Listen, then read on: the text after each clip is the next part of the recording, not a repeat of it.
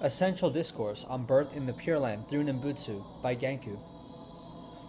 Birth in the Pure Land through the recitation of Nembutsu does not discriminate against those who may have committed the 10 transgressions or the 5 grave offenses. 10 repetitions or even a single utterance of Nembutsu accords us the welcome of Amida Buddha at the time of our death. According to the teachings of the Buddhist schools of the Holy Gate, attainment of Buddhahood is based on the premise that only those who possess vast merit and profound wisdom can succeed. Therefore, these teachings were designed for those capable of accomplishing the states of a Shravaka or a Bodhisattva. It is now, however, the period of the decline of the Dharma, where all beings are wrongdoers. Rather than attempting to practice difficult teachings, it would be more expeditious to practice the easy recitation of the name of Amida Buddha in order to depart speedily from the burning house, i.e., the delusive worlds of samsara.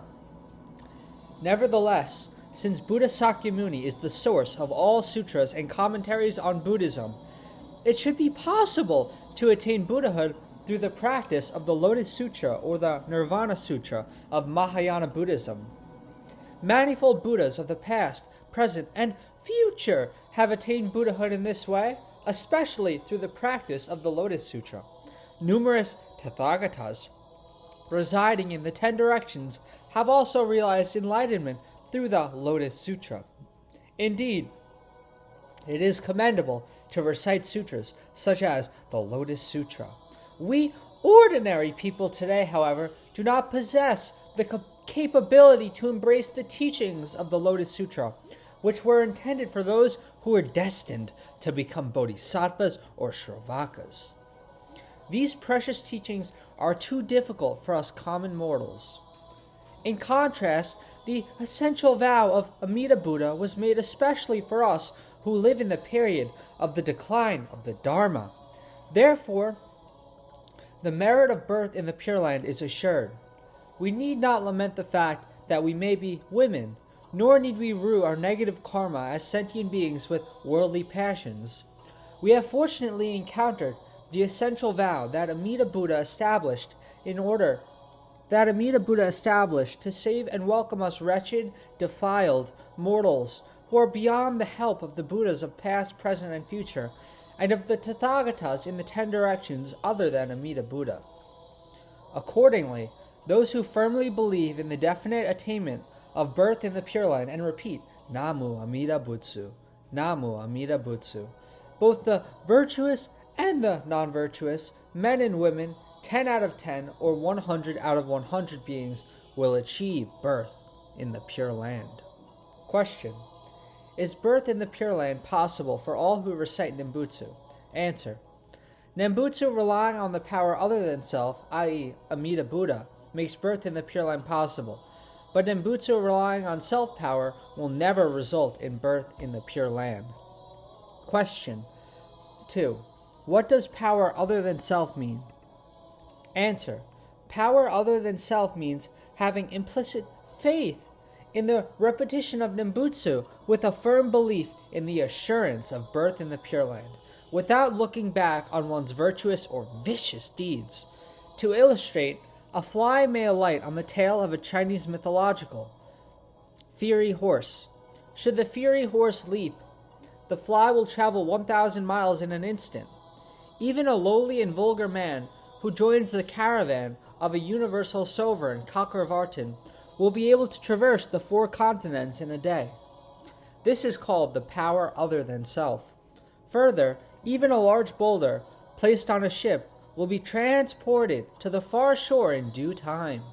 This is possible not by the mobility of the stone, but by the ability of the ship. Likewise, one will see accomplishment through the power of Amida Buddha, which is referred to as the power other than self.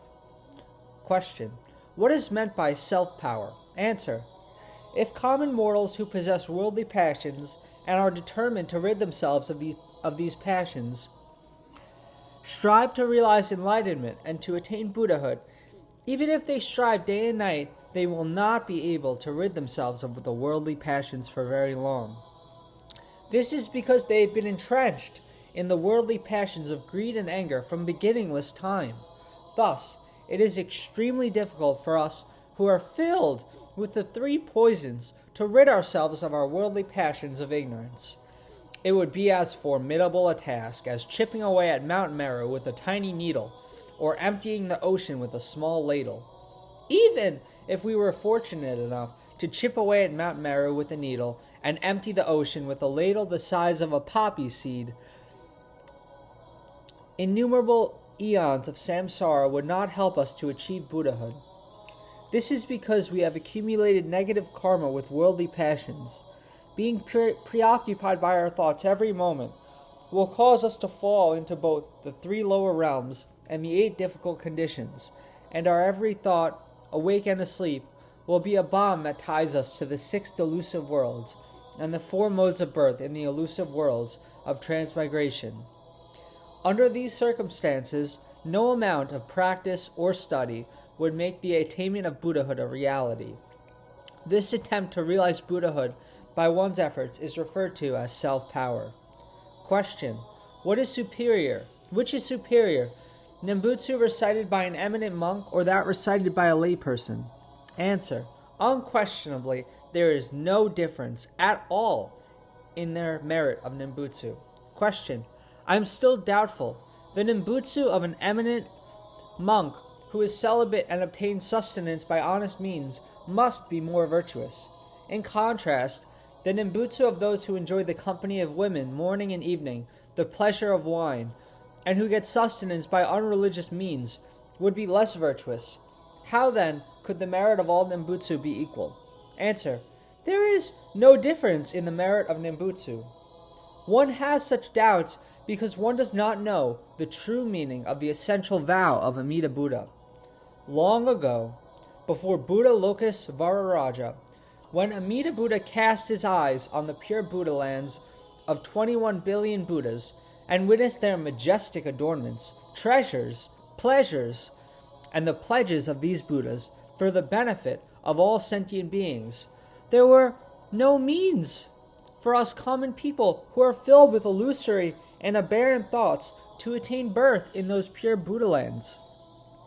Master Shantao explained, all Buddha lands are solemn and pure. Common mortals with aberrant thoughts, however, have difficulty attaining birth in these Buddha lands. The intent of this passage means that although all Buddha lands are wondrous, common mortals with aberrant thoughts cannot be born in these Buddha lands.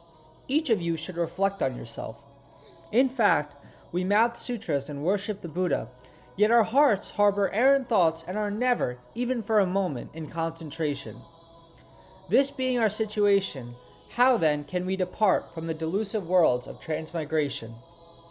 For innumerable eons up to this moment, we have lived in the 3 lower realms and the 8 difficult conditions, and we have scorched ourselves in the raging fire of ignorance, never arriving at a point of extrication from this condition. This is indeed lamentable. Good spirit fades from year to year, and defiled thoughts become more dominant from day to day. The ancients once said, worldly passions are like shadows. One cannot separate oneself from them. Enlightenment is like the moon reflected on the water, unreachable and unobtainable. Therefore, Amida Buddha pondered for 5 eons and made the profound, essential vow, which does not discriminate between the good or the bad, those observing the precepts or those violating the precepts, the laity or clergy, and the learned or the unschooled. Amida Buddha then attained Buddhahood with his all-encompassing compassion, which saves all sentient beings equally. Consequently, we need only to believe firmly in the attainment of birth in the Pure Land through the power of the essential vow. Recite Nembutsu, and in an instant we will be welcomed by Amida Buddha at the time of death. Furthermore, among holy men who have been celibate for life, have abstained from intoxicants, meat, and the 5 pungent vegetables for a long time, and who have obstinately observed both the 5 precepts and the 10 precepts, if they recite Nembutsu relying on their own powers, Only 1 out of 1,000, or 1 or 2 out of 10,000 holy men may be welcomed by Amida Buddha. Master Shantou therefore stated, "It is impossible for even 1 out of 1,000 holy men to be welcomed. So how can it be said that birth in the Pure Land is possible through self-power? The essential vow of Amida Buddha does not require anything special. It does not require a serene frame of mind or purification of one's defiled body. If mortals recite Nembutsu with the implicit faith that Amida Buddha will come to receive them at the time of their death, and if they, awake or asleep, recite his name, they are certain to be welcomed by Amida Buddha at the time of their death. Repudiate all reservations. Owing to your being a woman or a layman, have unshakable faith in the assurance of birth in the Pure Land." Question: which is more worthy, Nembutsu recited with purity of mind, or Nembutsu recited when one is racked by elusive thoughts? Answer: there is no difference in the merit of birth in the Pure Land. Question: I still find this difficult to understand. The Nembutsu recited when one's mind is serene, without any stray thoughts, is the Nembutsu with exclusive thoughts of the Pure Land of ultimate bliss, and the essential vow of Amida Buddha. Since there exists no impurity, this is considered to be the Nembutsu of purity. In contrast, the Nembutsu recited with distracting thoughts is an empty exercise of merely mouthing the name of Amida Buddha and of holding a string of prayer beads in hand while lacking the harmony of the 3 types of acts. This is considered to be the Nembutsu of impurity.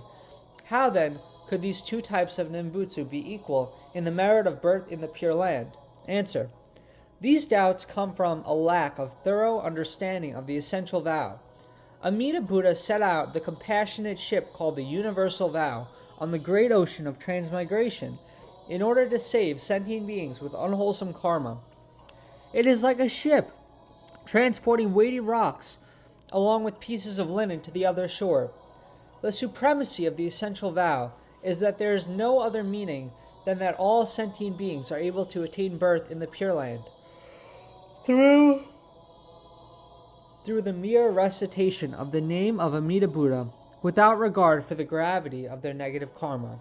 Question: which is superior in merit, a mere single utterance of Nembutsu or 10 repetitions of Nembutsu? Answer: they have the same merit with regard to birth in the Pure Land. Question: this is another point I do not understand, because a single utterance and 10 repetitions are clearly different in number. How could they be equal? Answer: the issue of a single utterance and 10 repetitions of Nembutsu applies to one's time of death. When it is one's time to depart from this delusive world, one will attain birth in the Pure Land with a single utterance of Nembutsu, just as well as 10. There is no difference in merit, as both 1 and 10 will result equally in birth in the Pure Land. The passage of the essential vow, Amida Buddha states, "If, when I am to attain Buddhahood, all sentient beings in the 10 directions who hold faith with genuine hearts and who wish to be born in my Buddha land are not born there with just 10 moments of being mindful of me, I will not realize enlightenment." The meaning of this statement is described in the essential vow of Bodhisattva Dharmakara. If, when I am to attain Buddhahood, all sentient beings in the 10 directions who desire to be born in my Buddha land of ultimate bliss and who recite Namu Amida Butsu 10 times or just once are not welcomed, I will not realize enlightenment. Therefore, the number of recitations is not the issue. The merit of birth in the Pure Land is equal, as is clearly stated in the essential vow. How can there be any doubt? Question: which is more profound, Nembutsu at the time of death or Nembutsu in our daily life? Answer: they are the same. Our daily Nembutsu and Nembutsu at the time of death are no different at all. When we are visited by death, our daily Nembutsu becomes Nembutsu at death. If our life is prolonged, Nembutsu at death becomes Nembutsu of daily life. Question: it is said that one final utterance of Nembutsu at the time of death is worth more than the deeds accumulated for 100 years. Is this so? Answer: this statement indicates a lack of understanding of the previous answer. It simply means that one final utterance of Nembutsu at the time of death is worth more than all the virtuous deeds which are overshadowed by one's negative karma anyway. Or more than all the negative karma, though it may be overshadowed by one's virtuous deeds. Nevertheless, reciting the one final Nembutsu applies to a wrongdoer, not to the Nembutsu devotee. This does not concern a person who recites Nembutsu in his daily life, while affirming his desire for birth in the Pure Land in his daily life. Question: when does one receive the protection of the light of Amida Buddha? Does one benefit in daily life or at the time of death? Answer: the merit of protection by Amida Buddha is received in daily life. This is because one who has genuine belief in birth in the Pure Land holds no doubt and awaits the coming of Amida Buddha. This is the Nembutsu devotee who embodies the threefold devotional heart. The Meditation Sutra teaches that one who has the threefold devotional heart will be born with certainty in the Pure Land of ultimate bliss. Amida Buddha casts 84,000 rays of his light of compassion upon one who is resolute in the attainment of this goal.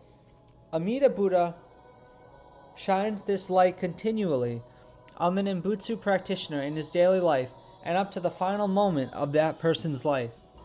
For this reason, it is called the vow by which Amida Buddha never abandons the Nembutsu devotee. Question: is there a difference between the Nembutsu practiced by the learned and the Nembutsu of the ignorant? Answer: the essential vow of Amida Buddha does not differentiate between the two at all.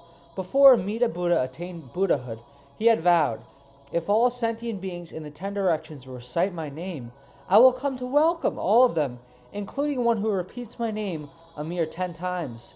This means that he does not choose the learned and abandon the ignorant. The liturgy for the rite of the fivefold rhythmic chanting of Nienfo states, Amida Buddha will not discriminate between the schooled who observe the precepts and the non-virtuous who violate the precepts. If they turn their meritorious hearts toward birth in the Pure Land and recite Nembutsu many times, they will be born in the Pure Land, as if broken tiles and pebbles that are turned into gold." This means that the learned, the ignorant, the observers of the precepts, and those in violation of the precepts will all achieve birth in the Pure Land by performing Nembutsu. Therefore, one should set aside thoughts of wholesomeness or unwholesomeness, rely on the essential vow, and earnestly recite Nembutsu.